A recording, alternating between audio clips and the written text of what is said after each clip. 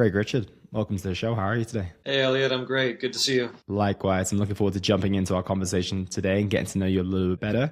So before we do dive into the depths of the conversation, can you let the audience know a little bit about yourself and who you are, what it is that you do? Sure. I'm a professional speaker, musician, athlete, a few different things.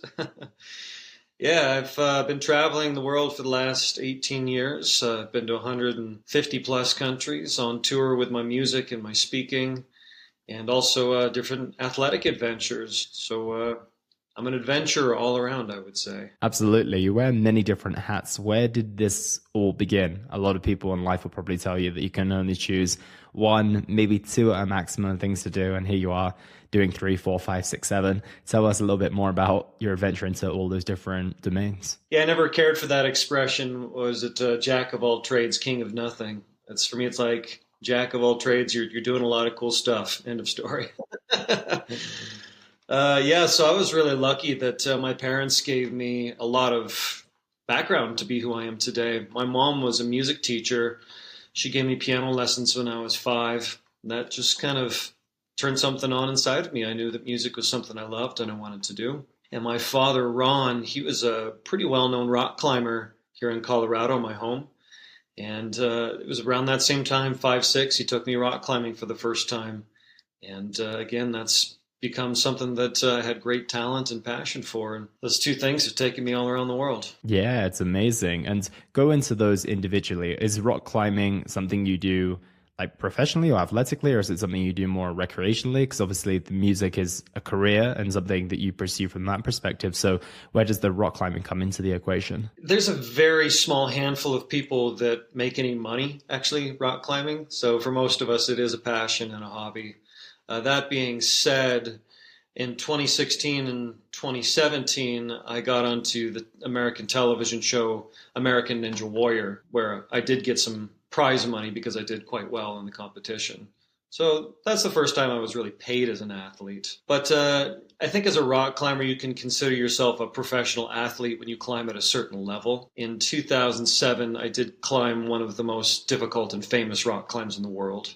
It's called El Capitan, which is in Yosemite, California. Yeah, I wanted to dive into that a little bit more because of, well, maybe we need to roll the years back a little bit first, or even roll just a year back by the sounds of it as well. So a big part of your story and a lot of what you do speaking about today is an accident that you went through during a summit, I assume you would call it. So tell us a little bit more about that experience and that accident and how that changed things for you off the back of that. What did life look like before the accident and how has it looked thereafter? Yeah, I feel like I hadn't really experienced a lot of adversity prior to my accident. I was 21 when it happened, and that was in training for El Capitan. So I'd been climbing at an expert level with my climbing partner, who's also my cousin. His name's Ken. And we decided that we felt ready to do this super serious climb, El Capitan, and to make sure we were prepared, we went to a place here in Colorado called the Black Canyon of the Gunnison. This is a 2,000-foot rock face,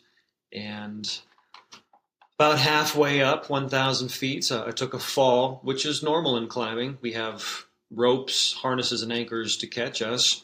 I fell in a very unlucky way where about 15 feet of free fall was directly onto a ledge, and I shattered my right leg. So life before that was pretty smooth sailing in many ways. I hadn't really tested my mortality or really had situations where I needed to really dig deep to see what I was really made of, I would say. Because during the accident, we had no chance of being rescued. We had to save ourselves. So we spent 18 hours getting out of this canyon. I had to crawl on my hands and knees with a shattered leg. And it changed my life big time afterwards. One of the things that really affirmed for me is just how much I love life, how precious life is to me.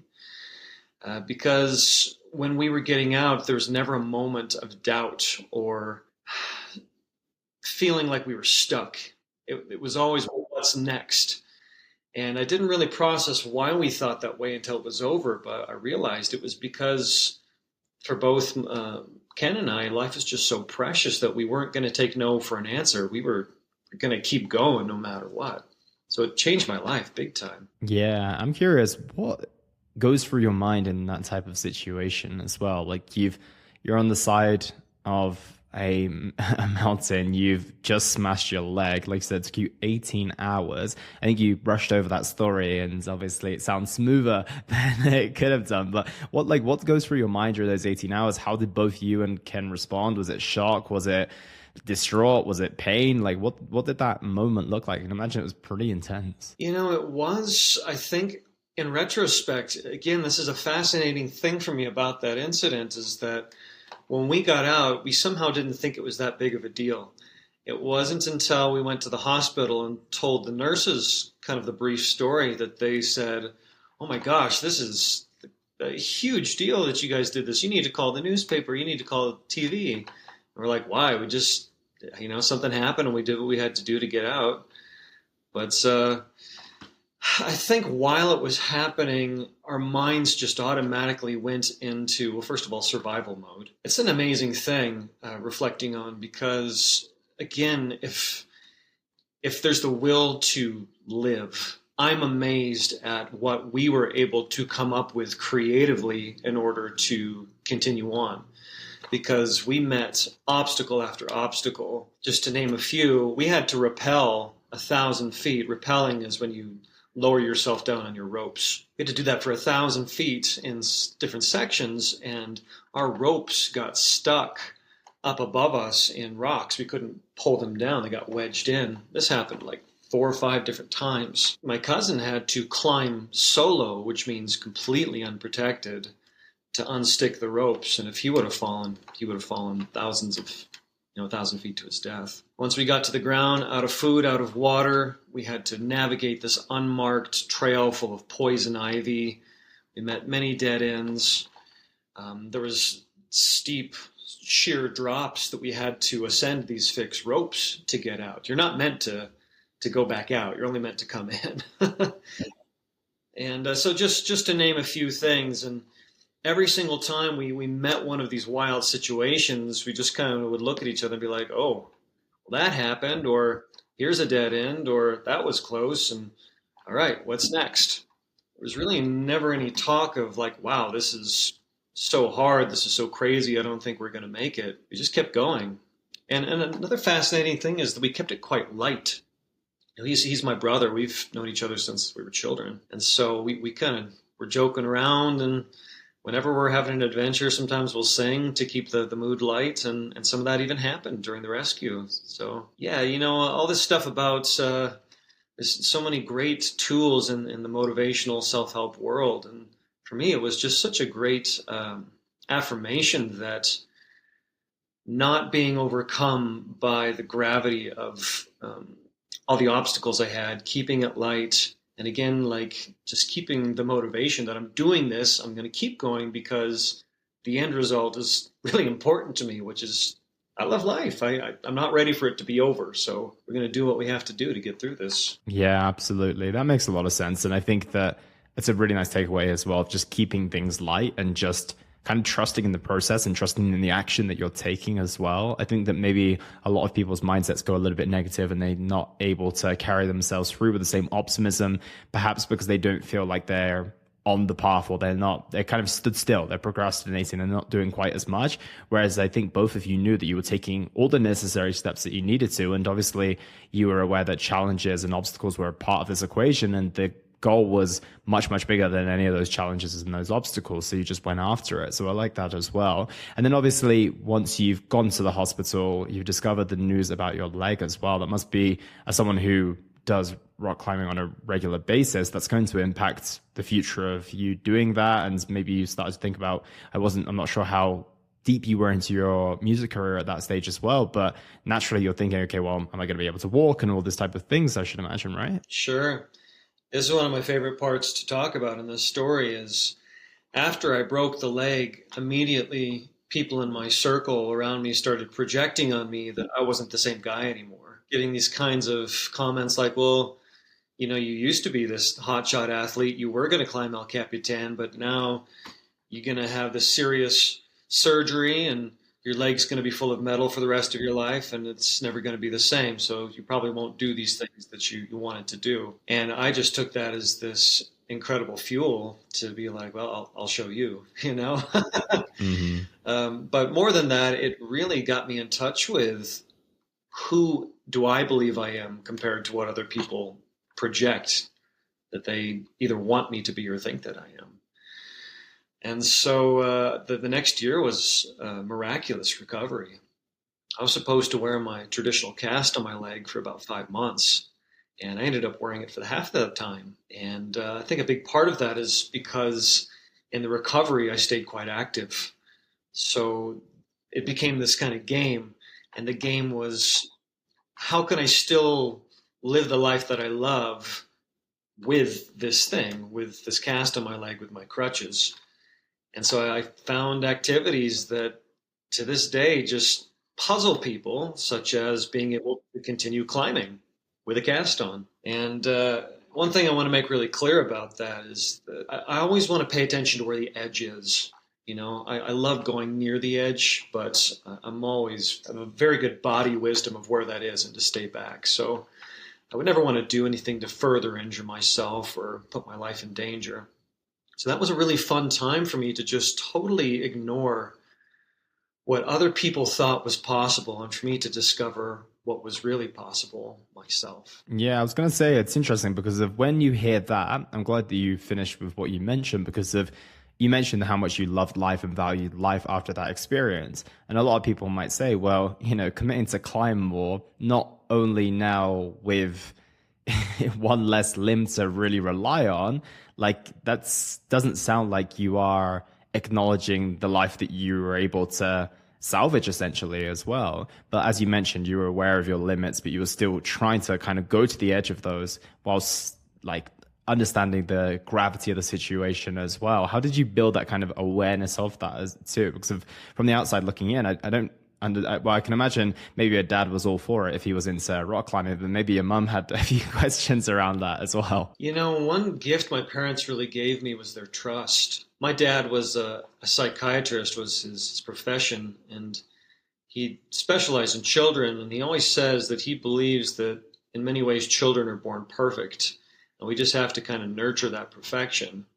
And so my dad always reminds me that as I grew up, he really allowed me to be me, to have my own opinions, my own path. And so, yeah, they really helped instill in me a trust in myself. And I talk a lot about body wisdom. I feel like many of us have lost touch with so much that our bodies can tell us.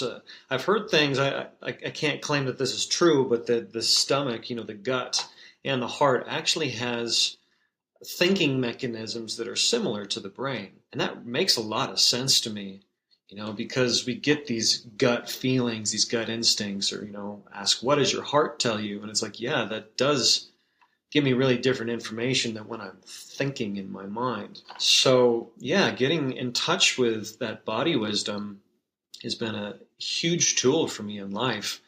And as it pertains to this, really knowing where the edge is and making sure I stay back. It's that feeling like it's like there's a bit of a sinking feeling when I'm doing something kind of wild. Like I get that kind of nervous feeling. Okay, that's where it's at. Okay, I'll dial back a little bit. Yeah, absolutely. And then what happened to the dream of El Capitan thereafter? Yeah, so after I had this really quick recovery with my leg, my climbing partner and I, we went to Rocky Mountain National Park, which is here in Colorado, and we did a really serious climb. It was about an 800-foot climb. And after that test, we realized that I was back. And so we decided it was still our dream to climb El Capitan. And in that next year following, we went back to training very much in the way we did the year before, but we had all of this great wisdom from the accident.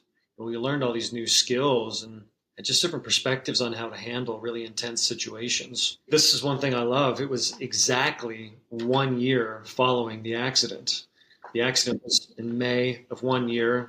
May of the next year, we went to Yosemite, and in 4 days and 3 nights, we climbed to the summit of El Capitan. Yeah, that's intense, especially 1 year later as well. And how did that experience feel knowing all that you went through, do you think you would have had the same experience had the accident not happened? Or do you feel that you were more grateful for the experience maybe each night that you settled down? Talk to me a little bit more about that as well. For those of us who are not super experienced, you just camp on the edge of the mountain. What's the deal there? So if you do a climb, these are called big wall climbs, which means anything that's usually higher than 1,000 feet or like 300 meters or so. Anything that takes more than a day, you need to sleep in some regard on the rock. There is something called a porto ledge, which is like a giant hammock you can set up to sleep in. But the nose, which is the name of the route we did, it's the nose on El Capitan, it's got ledges that you can sleep on. They're not very big, you're pretty crowded together, but it's a place where you can lay down flat. You leave your harness on, attached to an anchor, so you don't, roll over in your sleep and fly up the mountain. But back to your initial question about how the climb of El Capitan was probably different because of the Black Canyon accident. The climb of El Capitan is an entire story in itself. It's like an ascent of Mount Everest, something this serious has a lot of stories that come with it. But the one of the main ones is that the very first day there was an accident on the rock. It's a very popular route. There was maybe, I don't know, 40, 50 other people on the route above us. And one guy had made a really serious mistake, taken a long fall, about 80 feet, and had compound fractured his femur and was bleeding out. And so the Yosemite Park and Rescue team airlifted this guy off of the rock. And this event just freaked out all of the climbers on the route. And they all decided to bail, to retreat off the rock. And one thing that happened in all of this chaos is that one of the climbing parties dropped what's called a haul bag. It's this big bag that carries your water, your food, your sleeping gear, extra equipment. It's big. It's like the size of a very portly child. And this guy lost a hold of it and dropped it off the route. And it narrowly missed hitting 4 or 5 different climbers on the way down, dropped about 2,500 feet, hit the ground and exploded like a bomb. And this was just like the nail in the coffin for all these climbers. Are like, that's it, we're out of here, this is chaos. But my climbing partner and I, after we kind of shook off this crazy event, we talked in great length about if we wanted to continue on our retreat, and we decided to continue on. Besides one other party, we were the only people that kept the tenacity to keep going after all of this crazy stuff that had happened on the first day. So I really don't believe we would have continued on if we hadn't experienced what we did in the Black Canyon, and we may never come back to do El Capitan. So absolutely, the accident prepared us for these really intense situations. And after we kind of shook off those, that fear from the first day, we started actually having fun. The reason we're there in the first. Yeah, I can imagine. But like you said, had you not gone through that experience before, you probably would have done what the crowd does. That kind of makes sense. A lot of these people potentially, and that's a good question as well that I would like to ask, is that can anyone just go up there and do it? Because it sounds like there were a couple of mistakes that were made on that given day. Is that something that's common, or is it something that just happened to happen whilst you guys were there? So El Capitan is similar to Everest in a sense that it's so popular that a lot of people end up there that are not quite as prepared as they should be because it's very well known. You definitely need to have a climbing background to get up there. That being said, it just does attract people with so many different mentalities and ways of doing things and experience levels. In 4,000 feet of rock, it's like 3 times the Empire State Building. I mean, when you look at a scaled picture of this, it is massive. So much can happen and so much can go wrong, that a lot of people may not be prepared for. I'd read a magazine article a couple years later about this young woman who was traveling in Yosemite and, just went to, it's called Camp 4, I think. It's a famous climbers camp. where people meet up with each other and go climb. She's like, yeah, I always wanted to climb El Capitan. And I met this other guy, and he's like, yeah, let's do it. So we got together and got on the route the next day. And guess what? This guy lost a hold of our haul bag. And I was like, oh my God, that was that idiot that when I was there. Your situation. Yeah. Yeah. And it was a great example of, again, like you asked, how can this happen?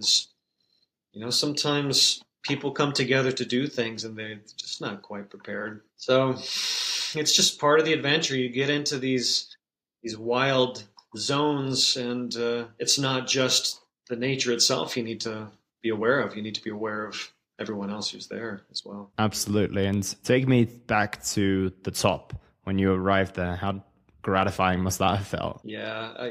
So when you get in the final push of a climb like that, the last couple 100 feet, it just almost feels like gravity's getting lighter and you're starting to get kind of pulled towards the top. And gosh, when we got on top, it was just massive relief and elation, because you're sitting in your harness for 4 days. In some regard, it's always around you and it's kind of constricting, and you're either hanging in something, sitting in the harness, holding onto the rock, or sitting on these tiny little ledges. So 4 days of doing this is exhausting. And getting to the top is just this huge weight is lifted off. And yeah, I do remember having this moment of just like, this last year of our lives, like, wow, what we have been through to get to this. And the Black Canyon really filled me with all these great perspectives on who I really am, what I think I can do. But climbing to the summit of El Capitan, it's like, okay, so this life that I want to live, these really big things I want to do, they're obviously possible. So summiting El Capitan really started to open my mind to what else can I do, And many of the other big accomplishments in my life really took off after that, because of finally getting up there after everything we've been through. Yeah, absolutely. It was like one crash course in adversity after, like you said, 21 years of kind of, obviously you would have had a few challenges here or there, but no real adversity that shook your world in the same way that fall did the year prior to that as well. And then you obviously understood what you were then capable of. So obviously we find you at 40 today, so some years have happened thereafter. So what did you go on to then do? You mentioned American Ninja Warrior, you mentioned the music as well. So what came off the back of all of that? So I had my first big break in the music business just a couple years after. So I play saxophone, I sing, and I play guitar. And a very good friend of mine introduced me to a famous American saxophone player named Kenny G. And I had this really cool experience where my friend basically said, my buddy would like to meet you, Kenny. And Kenny was like, oh, a friend of yours is a friend of mine. He's just the nicest guy. But you just hope for with, famous people that they're nice people. Uh-huh. He is. And we were sitting in his dressing room, and he just said, you're a super cool dude. I really enjoyed talking to you. And our mutual friend told me you're a great saxophone player. Why didn't you bring your sax? You could have played with me in my show. And I was like, oh my gosh, like, that's very generous of you. He said, well, don't worry about it. We'll play next week together. It's going to be in Miami. I've got a show. It's where my friend Nick lives. We'll all get together. It'll be great. And I get onto Kenny G's website to see where we're going to play together. And it's for the Miami Jazz Festival. He's headlining in front of 10,000 people. This guy had never heard me play a note. He just went based on feeling, I guess, that he liked who I was and believed the hearsay that I was a good musician. And of course, practiced my butt off, and it was my first big break. And so soon after that, I started doing my own world touring, and it's taken me to all these countries around the world. So that's the music thing. Yeah, athletically, I just kept climbing through the years. I wanted to see what other fun climbs I could get under my belt. Nothing as serious as El Capitan, but other big wall climbs I did afterwards. But the other big athletic thing in my life was this TV show, American Ninja Warrior. I was on the 2016, 2017 seasons, and this was a really powerful experience for me in many ways. One of which is that it really, as an athlete, helped me to embody this practice that I got turned on to from a film and a book. It's called The Way of the Peaceful Warrior. Are you familiar with this? I love that book. Yeah, it's like one of my favorite books. Right. So this concept of becoming so present in the moment that things just become so clear and accessible, and then using that in athletics, this really changed me somehow. I don't feel like I'd ever intentionally put myself so present in the moment until I learned this technique. And just to give a brief synopsis of what that looks like for our listeners, for me, it's totally emptying my mind, turning off all the chatter inside my mind, getting in my body. So taking some deep breaths, feeling my body on the ground, feeling my hands, and then just having this laser focus of what's in front of me and allowing whatever my senses are taking in to be the only thing that exists. And so for those of you that aren't familiar with Ninja Warrior, it's this extreme obstacle course. And if you are off by, the tiniest little bit to reach for something, you're not going to make it, and you're going to fall 30 feet through the air into a pool of water. And so using this, I don't know how I would describe it, this mindset, I guess, it just fascinated me because I would get onto the course, and it's like everything was in slow motion. I could see so well, like the tiny details of like a bar that I was grabbing for. I could just feel exactly how high my body was when it was flying through the air in relation to where I'd come from and where I was going. It's very magical in a way, getting into this zone. And from starting and finishing is almost like waking up from a dream. I'd get to the end and realize that I was at the very end. It's like, oh my God, it's over already? Yeah, this experience really changed my life to realize what it can be like to be fully present in the moment. Yeah, a lot of people refer to that maybe in more of the performance world as flow state. If you come across that before, maybe that's something that even you can experience in your music as well, I would imagine. I do, absolutely. And thank you for bringing that up, because a key component to me I've realized is the joy involved in it. I feel like, at least for me personally, that flow state comes from doing something that I'm just so in love with, I'm so excited about. And that, was the Ninja Warrior course. It's a blast. It's so much fun as an athlete. But as a musician, when I'm playing a song I really love and I'm super into it, and I look out and see people smiling and moving and dancing, it's like, yeah, I feel so on purpose and so fired up about it. That flow state, I feel like a big part of that is just the joy factor in what I'm doing. Yeah, I can totally imagine. And you mentioned, obviously, that was a lot of the mental preparation. How much physical preparation did going on to American Ninja Warrior entail? A lot.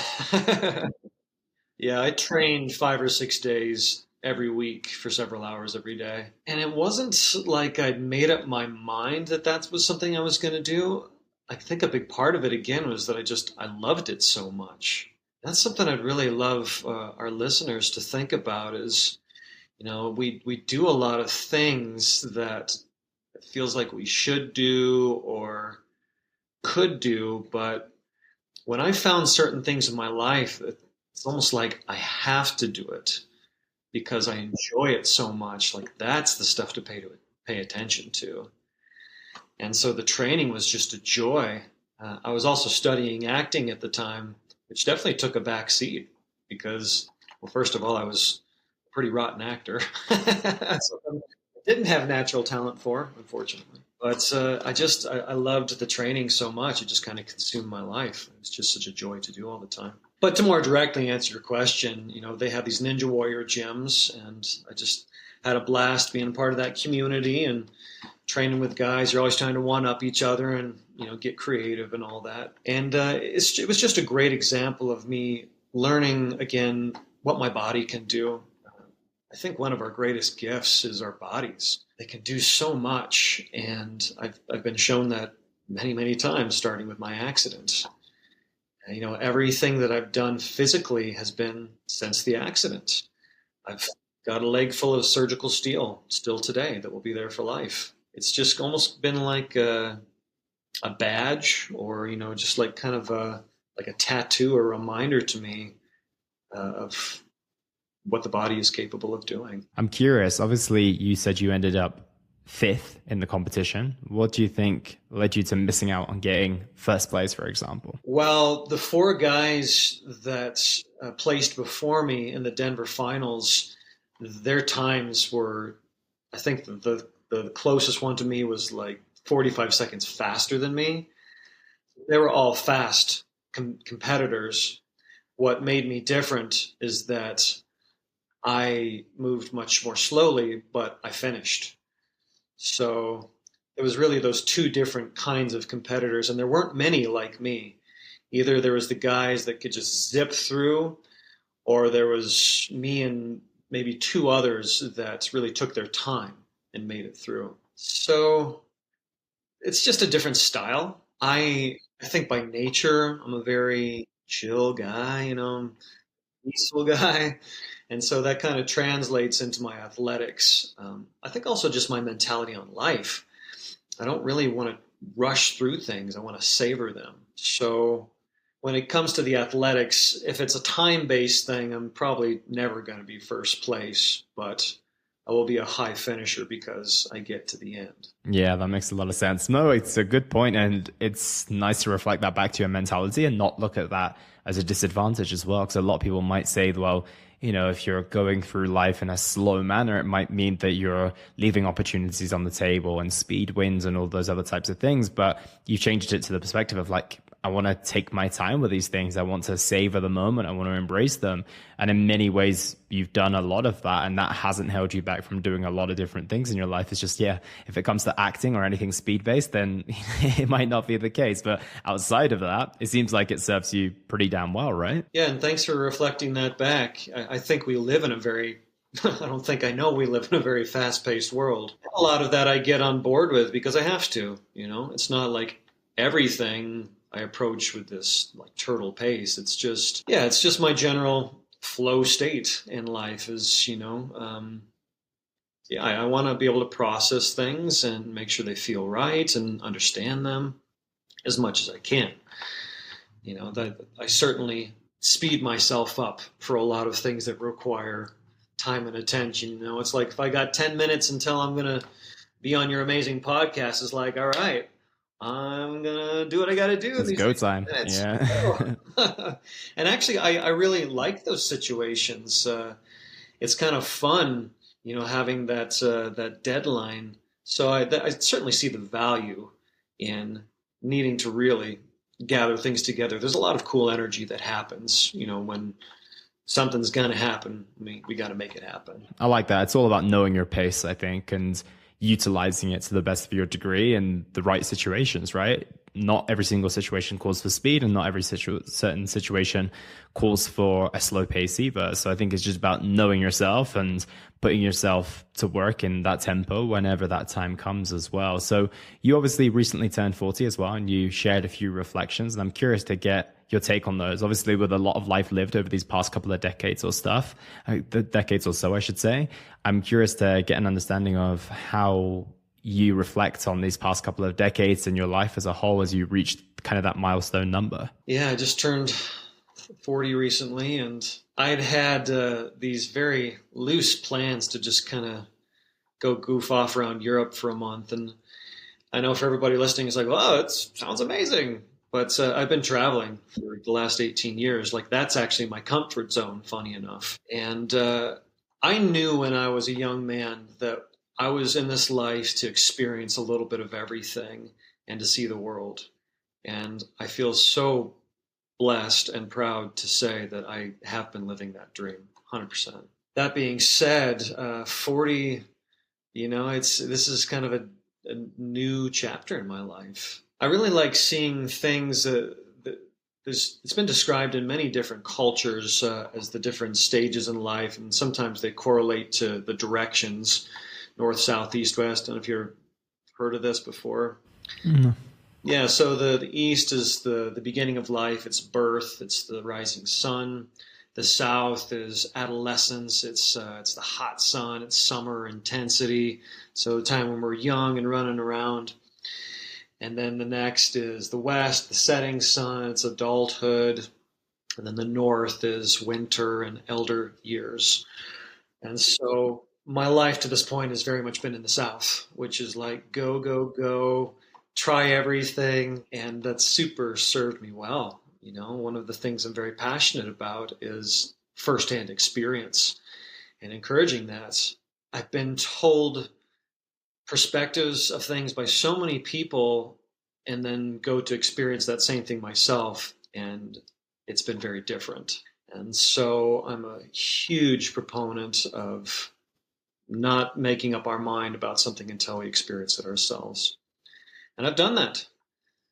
But this time in my life is very much about giving back now all that I've received. Because the adolescent time is about the experience, which is a very receptive time. I'm so full now that I just love being in scenarios like here with you, Elliot, where I can just give back some of these cool things I've learned, these stories and perspectives. And so 40 for me is a more grounded time to really pay attention to my leadership. It's exciting. You know, I still have some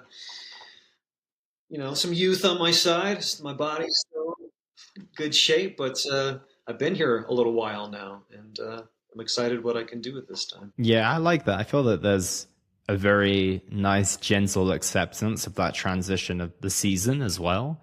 And a lot of people, I think, resist these things, right? They resist the moving away from the youth and going into more adulthood, or vice versa with, resisting coming away from childhood and having all these kind of responses. As much as it's all fun, it comes with a lot of challenges, right? We're going from being a teenager where, you're living in your mum and dad's house and they're taking care of the majority of things. And then you step out into that world, you face real challenges. Then the next is obviously adulthood. And then you're faced with the responsibility of whatever you choose, whether that's being a parent, whether that's, sharing your life experiences or whatever that might be. But there seems to be a very strong acceptance of this next stage. Do you think that's because you packed out this season in the South so much? It could be. That being said, that element of exploration and discovery and adventure, that will always be a part of me. But for a long time, that was all there was only that, So this is I think that's probably part of why it's a gentle transition, because it's not like I'm no longer who I was, I'm this now.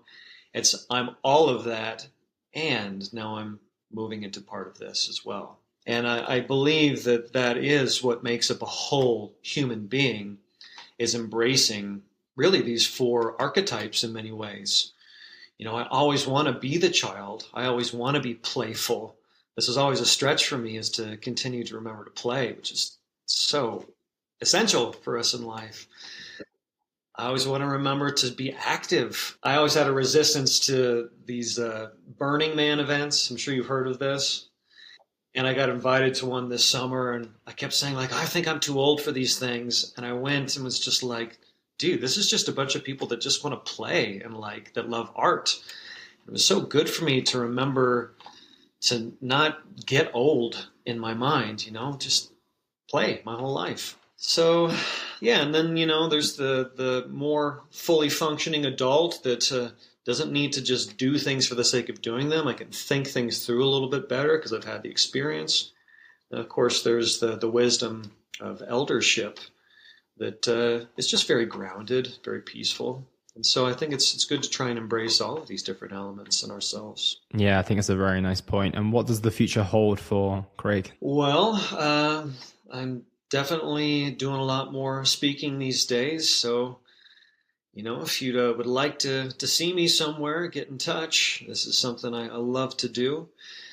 I continue to travel and play music. That's been really sweet. Being 40, I would definitely love to bring a woman into my life. So if she's listening to this podcast, She might be. yeah, she might be.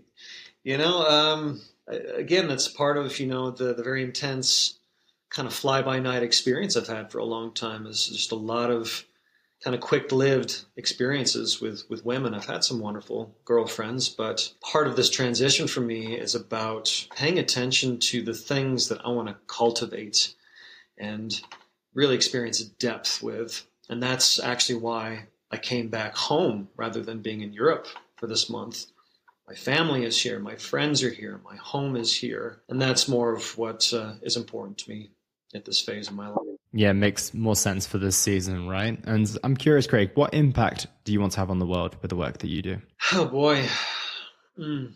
I feel like I was given this gift at a very young age to open my eyes and realize that I don't have to be here or I just happen to be here.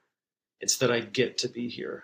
This planet we live on is a paradise, an absolute paradise. There's so much here. And it took me really slowing down to realize that sometimes I'll be like a child sometimes and lay down on the ground and just look at a flower for 5-10 minutes and just dissect if you really look at so many things that are growing on the ground, how complex they are. It just reminds me of how miraculous this whole thing is.